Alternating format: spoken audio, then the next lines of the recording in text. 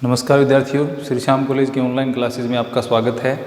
इस क्लास में हम बीए बीएड सेकेंड ईयर तथा बीए फर्स्ट ईयर के लिए क्लाइमेटोलॉजी पढ़ रहे हैं और क्लाइमेटोलॉजी में हम पढ़ रहे हैं वर्षा। वर्षा के अंतर्गत ये दूसरा भाग है। पहले भाग में हमने पढ़ा था वर्षा किस प्रकार होती है, संघनन से किस प्रकार रेनफॉल यानी जल वर्षा है वह प्रारंभ होती है, उसकी जो प्रक्रिया है उसके बारे में पढ़ा और हम पढ़ रहे थे वर्षा के प्रकार।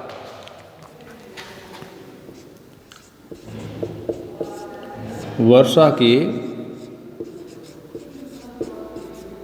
प्रकार और वर्षा के प्रकारों में हमने पहला प्रकार जो पढ़ा था वह था संवहनीय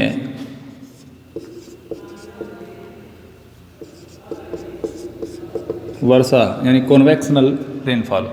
संवहनीय वर्षा के बारे में हमने पढ़ा था। संवहनीय वर्षा में हमने पढ़ा था कि हवाएं हैं वो तापमान के कारण यानी जो जलवाष्प युक्त या आर्द्रता युक्त हवाएं हैं वो तापमान अधिक होने के कारण हल्की होकर के फैलती हैं और हल्की होकर के जब फैलेंगी तो वो ऊपर की ओर उठेंगी। ऊपर की ओर उठेंगी तो जो शुष्क एडियाबैटिक दर होती है या शुष्क एडियाबैटिक दर के साथ ये क्या है ऊपर उठती हैं, जिसमें प्रति 1000 मीटर की ऊंचाई पर जाने पर उसमें 10 डिग्री सेल्सियस तापमान की क्या हो जाती है, कमी हो जाती है। शुष्क एडियाबैटिक दर जब हवाएं औशांक बिंदु से ऊपर यानी जलवाष्प औशांक बिंदु से ऊपर रहे यानी औशांक बिंदु तक न पहुंचे तो औशांक बिंदु से जब हवाएं ऊपर होती हैं यानी जब ऊपर उठती हुई वायु औशांक बिंदु से पहले जब ऊपर उठती है वायु 1000 मीटर की ऊपर उठती है तो उससे क्या है तापमान है वो 10 डिग्री सेल्सियस कम हो जाता है। उसको क्या कहते हैं, शुष्क एडियाबैटिक दर कहते हैं। 1000 मीटर पर 10 डिग्री सेल्सियस तापमान क्या हो जाता है, ऊपर उठने पर कम और नीचे आएंगे तो क्या हो जाएगा, ज़्यादा। इसको शुष्क एडियाबैटिक दर कहा जाता है। तो शुष्क एडियाबैटिक दर से जब ऊपर उठती हैं तो उनमें क्या होता है, धीरे धीरे जैसे ऊपर जाएंगी तो तापमान है वो औशांक बिंदु तक पहुंचेगा यानी संघनन प्रारंभ हो जाएगा, हवाएं हैं वो संतृप्त हो जाएंगी क्योंकि तापमान कम होने पर सापेक्षिक आर्द्रता में क्या हो जाती है, वृद्धि हो जाती है। अब सापेक्षिक आर्द्रता में वृद्धि होने से बाद जो संघनन प्रारंभ हो जाएगा। अब संघनन संतृप्त हवा होगी और तापमान कम होगा, संघनन होगा तो संघनन से क्या है, जल की बूंदें बनेंगी यानी जल सीकर बनेंगे और जल सीकरों से जल की बूंदें बनेंगी और वर्षा प्रारंभ हो जाती है। संवहनीय वर्षा के बारे में हमने पढ़ा था कि ये वर्षाएं कब होती हैं, ये जो भूमध्य रेखीय क्षेत्र है उनमें ज़्यादा होती है और मूसलाधार रूप में होती है यानी हवाओं के ऊपर उठने से। इस प्रकार से जब हवाएं ऊपर उठती हैं तो वर्षा होती है और दोपहर के 1 से 2 बजे के बाद भी दोपहर में भूमध्य रेखीय जो क्षेत्र है उसमें इस प्रकार की वर्षा है वो देखने को मिलती है। तो ये पहला प्रकार था वर्षा का जिसको कॉन्वेक्शनल रेनफॉल या संवहनीय वर्षा कहा जाता है। अब हम दूसरा जो वर्षा प्रकार है उसके बारे में पढ़ेंगे।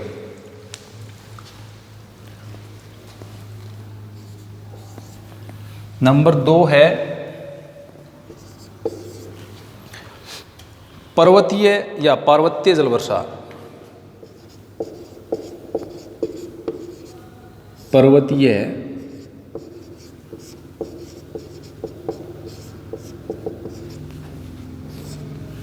जल वर्षा यानी इसको हम कह सकते हैं ओरोग्राफिक रेनफॉल इसको कहा जाता है।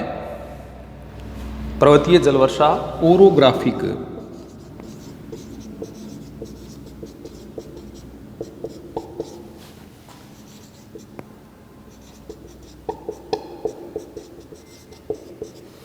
Orographic rainfall. पर्वतीय वर्षा, पर्वतीय वर्षा जो होती है वो उष्ण आर्द्र हवाएं जब किसी भी पर्वतीय भाग से अवरुद्ध होकर के यानी उष्ण एवं आर्द्र हवा कैसी होनी चाहिए, उष्ण उष्ण और इसके साथ में कैसी होनी चाहिए, उष्ण आर्द्र हवा यानी तापमान अधिक आर्द्रता भी अधिक।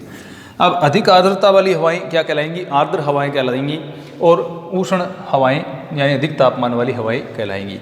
जब उष्ण और आर्द्र हवाएं हैं वो किसी भी पर्वतीय भाग से टकराती हैं और जब पर्वतीय भाग से टकराएंगी तो ये क्या हो जाएगी, ऊपर की ओर उठेंगी। ऊपर की ओर उठेंगी तो वही इसमें क्रिया प्रारंभ हो जाएगी, शुष्क एडियाबैटिक दर।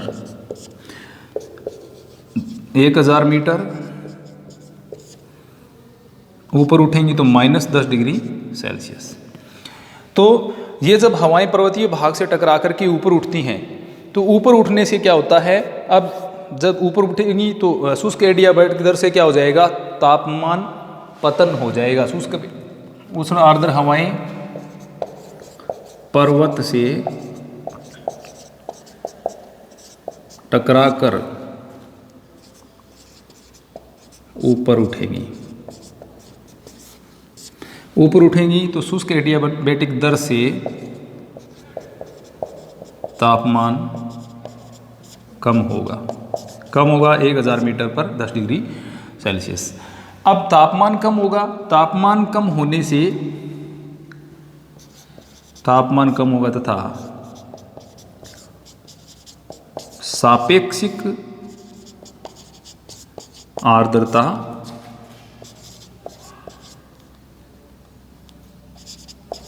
बढ़ेगी। जैसा कि हमने आर्द्रता में पढ़ा था कि तापमान और सापेक्षिक आर्द्रता में व्युत्क्रम संबंध पाया जाता है। जब तापमान घटता है तो सापेक्षिक आर्द्रता क्या हो जाती है, बढ़ जाती है, क्योंकि वायु का आर्द्रता सामर्थ्य है वो घट जाता है। इसको हमने उदाहरण के माध्यम से भी समझा था। तो यहाँ पर क्या हो रहा है, शुष्क एडियाबैटिक दर से तापमान कम हो रहा है, तापमान में गिरावट हो रही है, पर्वत से टकरा करके हवा जब ऊपर उठ रही है तो इससे सापेक्षिक आर्द्रता में वृद्धि होगी। जब सापेक्षिक आर्द्रता में वृद्धि होगी तो हवा धीरे धीरे क्या हो जाती है, यानी अब सापेक्षिक आर्द्रता बढ़ने लगी, जिससे क्या होगा, एक निश्चित ऊंचाई पर जब हवा पहुंचेगी तो उसमें क्या हो जाएगा, संतृप्त हो जाएगी। वो निश्चित ऊंचाई पर वायु संतृप्त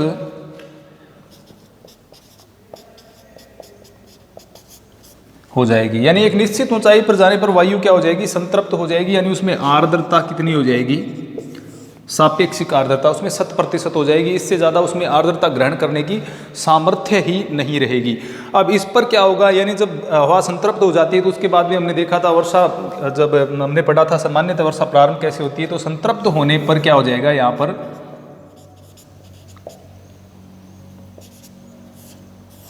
संघनन प्रारंभ हो जाएगा। यानी जैसे जैसे वायु संतृप्त हुई, तापमान कम होने के कारण सापेक्षिक आर्द्रता क्या होगी, 100% होगी। 100% होने से वायु संतृप्त हुई और संतृप्त होकर के उसमें क्या हो जाता है, संघनन प्रारंभ हो जाता है। अब संघनन जब होगा, संघनन से क्या बनेंगे, मेघ शिखर बनेंगे, यानी बादल बनेंगे, घनघोर बादल बनेंगे।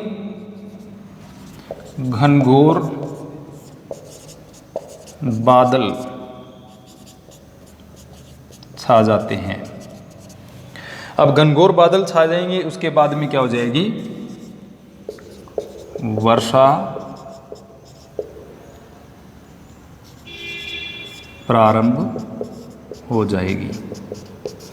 घनघोर बादल छा जाएंगे और उससे क्या हो जाएगी, वर्षा प्रारंभ हो जाएगी। तो ये कैसी है, ओरोग्राफी, क्या पार्वतीय वर्षा या पर्वतीय वर्षा इसको कहा जाता है। अब जब संघनन हो रहा है, संघनन से क्या है, गुप्त ऊष्मा की प्राप्ति हो रही है, यानी संघनन से जो ऊष्मा निकल रही है, गुप्त ऊष्मा, इससे जो ऊष्मा निकलेगी उसको क्या कहेंगे, गुप्त ऊष्मा। तो गुप्त ऊष्मा की प्राप्ति होगी तो उससे क्या होगा, हवा है वो लगातार ऊपर उठती रहेगी। तो ऐसे जब हवा लगातार ऊपर उठती रहेगी तो ऊपर जैसे जैसे जाएंगे वैसे वैसे वर्षा की मात्रा है वो क्या है, बढ़ती चली जाती है। यानी हवा जो आर्द्र एडियाबैटिक तापपतन दर है उससे क्या है, वो ठंडी हो जाएगी। ठंडी होने से क्या, ऊंचाई पर भी वो वर्षा करती रहती है। इस प्रकार के जैसे जैसे ऊंचाई बढ़ेगी वैसे वैसे वर्षा की मात्रा भी बढ़ जाती है। लेकिन ये एक निश्चित सीमा तक रहता है, क्योंकि उसके बाद में वर्षा नहीं होती। उसके बाद वर्षा का जो प्रतिशत है या होने की जो मात्रा है वो घट जाती है। एक निश्चित सीमा पर क्या होता है, जो आर्द्र एडियाबैटिक दर जहाँ पर आती है वहाँ पर एक बार क्या है, वर्षा ज़्यादा होती है, लेकिन जैसे जैसे थोड़ा सा और ऊपर बढ़ जाएंगे वैसे वैसे क्या हो जाएगा, जो वर्षा की मात्रा कम हो जाती है। आर्द्र एडियाबैटिक दर की अगर हम बात करें तो 1000 मीटर पर 5 डिग्री सेल्सियस वो तापपतन दर रहती है वहाँ पर। तो वहाँ पर भी क्या है, एक बार ज़्यादा वर्षा होती है, लेकिन धीरे धीरे वह वर्षा क्या हो जाती है, कम होना प्रारंभ हो जाती है।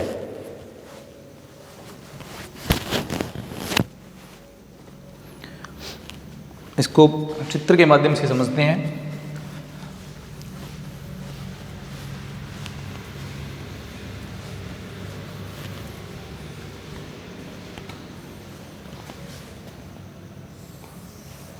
मान लीजिए यह एक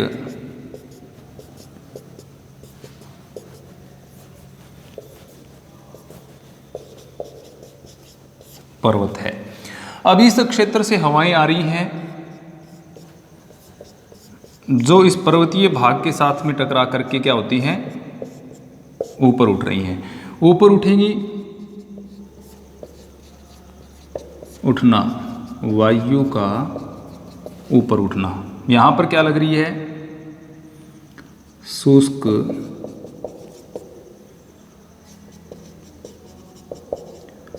एडियाबैटिक दर, जिससे तापमान क्या हो रहा है, कम हो रहा है 1000 मीटर की ऊंचाई पर जाने पर 10 डिग्री सेल्सियस। इसको आरोही वायु हम कह सकते हैं। अब ये पर्वत के साथ टकरा करके जब हवाएं ऊपर उठेंगी तो इस क्षेत्र में क्या बनेंगे, इस क्षेत्र में बादल बनेंगे।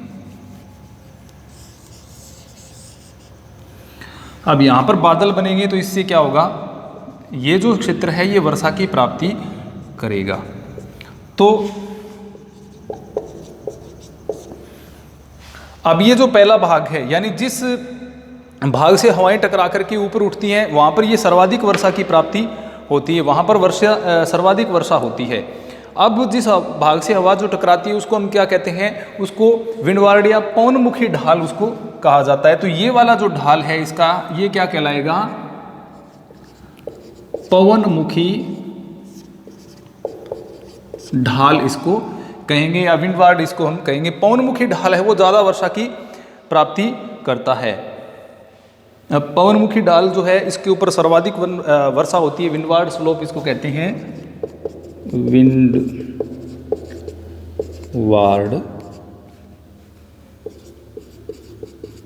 स्लोप। ये जो है पवनमुखी ढाल सर्वाधिक वर्षा प्राप्त करता है। यानी यहां पर वर्षा क्या होती है, ज्यादा होती है, क्योंकि हवाएं यहां ही इसी भाग पर टकराती हैं और ऊपर उठती हैं। जैसे मैंने कहा ऊंचाई के साथ वर्षा की मात्रा बढ़ती है, एक निश्चित ऊंचाई तक वर्षा की मात्रा बढ़ती है, उसके बाद वर्षा की मात्रा है वो घटना प्रारंभ हो जाती है, बढ़ती नहीं है। अब जैसे हवाएं आगे जाएंगी तो वो क्या हो जाएंगी, शुष्क। अब यहां से क्या है, नीचे उतरना प्रारंभ हो जाती है। अब ये कैसा प्रदेश बन जाएगा,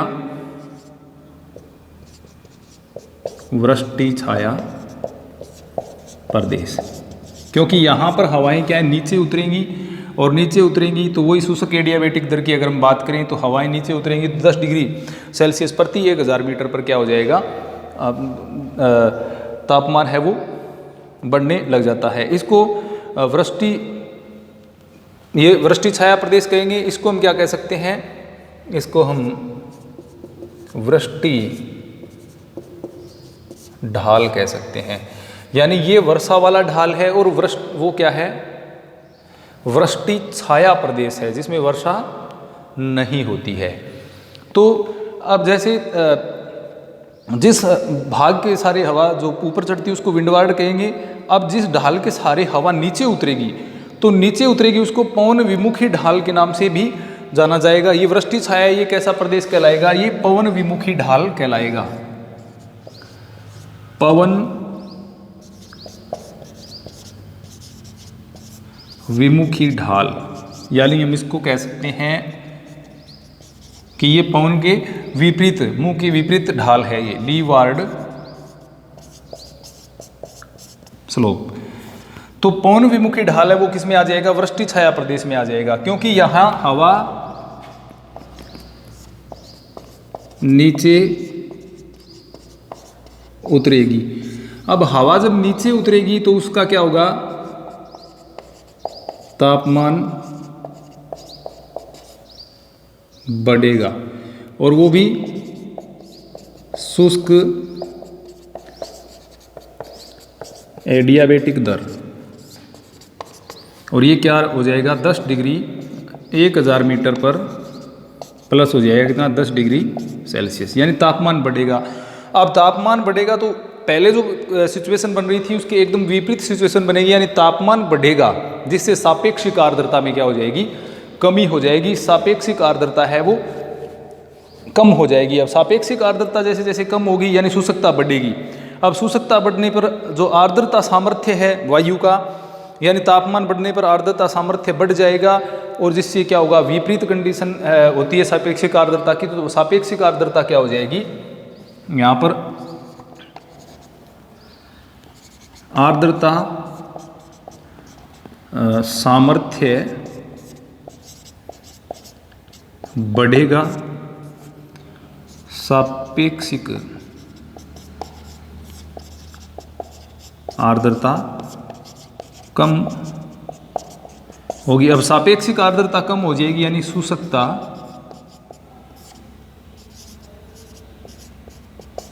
बढ़ेगी।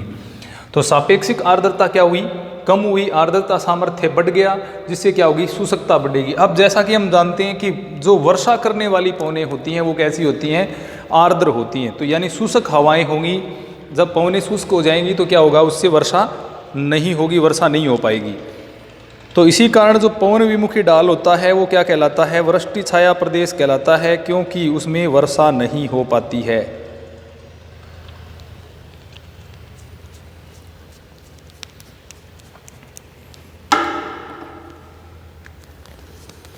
इसी कारण जो विमुखी ढाल है, पवन विमुखी ढाल या लीवार्ड स्लोप जो है, उसमें वर्षा नहीं होती, क्योंकि बादल नहीं बन पाते हैं, क्योंकि शुष्कता है वो बढ़ जाती है, सापेक्षिक आर्द्रता कम हो जाती है, वायु का आर्द्रता सामर्थ्य है वो बढ़ जाता है, इसलिए ये भाग जो है वो वर्षा प्राप्त नहीं कर पाता है।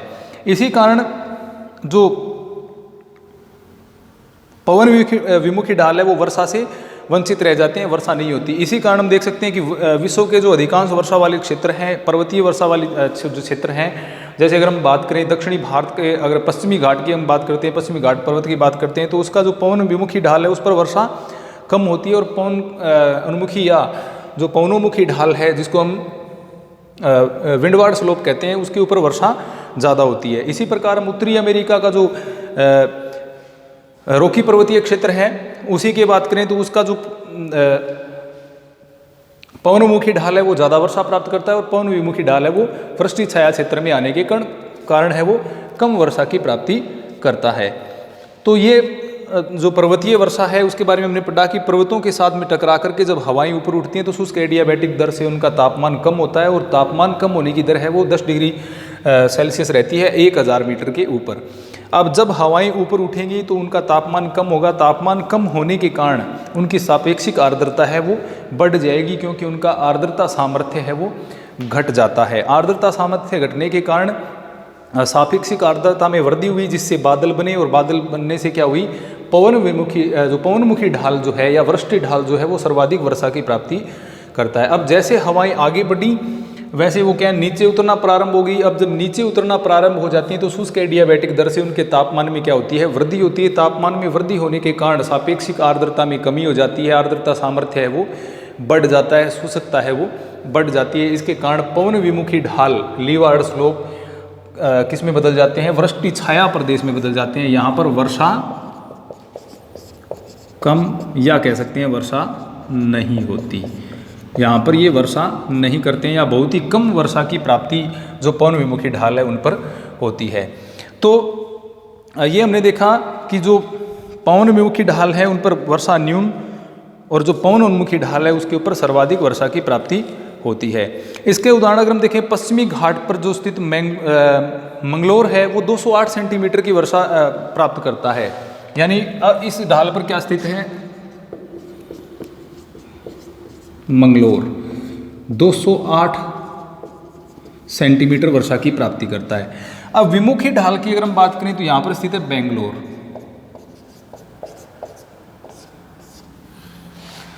बेंगलोर में वर्षा की प्राप्ति होती है कम, लगभग 50 से 58 सेंटीमीटर। तो ये आप अंतर दोनों में देख सकते हैं कि मंगलोर जो है वो पवनमुखी ढाल पर है। पश्चिमी घाट का जो पवनमुखी ढाल है वहाँ पर तो वर्षा होती है 208 सेंटीमीटर, क्योंकि ये पवनमुखी ढाल पर है, वृष्टि ढाल पर है। और बेंगलोर है वो वृष्टि छाया प्रदेश में आने के कारण क्या है, यहाँ पर वर्षा 50 से 58 सेंटीमीटर ही हो पाती है। इसी प्रकार हम चेरापूंजी की बात करते हैं तो वहाँ पर वर्षा ज़्यादा होती है। उससे ऊपर हम गुवाहाटी की तरफ चले जाएँ तो वहाँ पर क्या है, वर्षा कम होती है। तो इस प्रकार पर्वतीय वर्षा में पवन विमुखी और पवन उन्मुखी जो ढाल हैं उनके ऊपर वर्षा में अत्यधिक अंतर देखने को मिलता है। यानी जहाँ से पवनें, जिस ढाल से पवनें ऊपर चढ़ रही है वहाँ पर वर्षा सर्वाधिक होती है, और जिस ढाल से वर्षा जो पवनें हैं वो नीचे उतरती हैं वहाँ पर वर्षा बहुत ही कम होती है। अब जो पर्वतीय वर्षा है उसके लिए क्या दशाएं आवश्यक होती हैं, यानी कौन कौन सी ऐसी दशाएं हैं जिनसे पर्वतीय वर्षा होती है, क्योंकि कुछ विशेष दशाओं के आधार पर पर्वतीय वर्षाएं वो हो पाती है। तो ये तो पर्वतीय वर्षा की प्रकृति हो गई, और इसका वर्षा होती कैसे है उसके बारे में हमने पढ़ा। अब आगे हम इसमें देखेंगे कि पर्वतीय वर्षा को प्रभावित करने वाले कारक या आवश्यक दशाएं, जिनमें पर्वत की स्थिति है, सागर से दूरी है, पर्वतों की ऊंचाई है, वायु का आर्द्र होना है, ये सारी चीज़ें उसमें हम पढ़ेंगे। तो ये हम अगले अध्याय में पढ़ेंगे। इसमें हमने वर्षा, जो पर्वतीय वर्षा है उसकी प्रकृति और उसके वितरण के बारे में पढ़ा। धन्यवाद।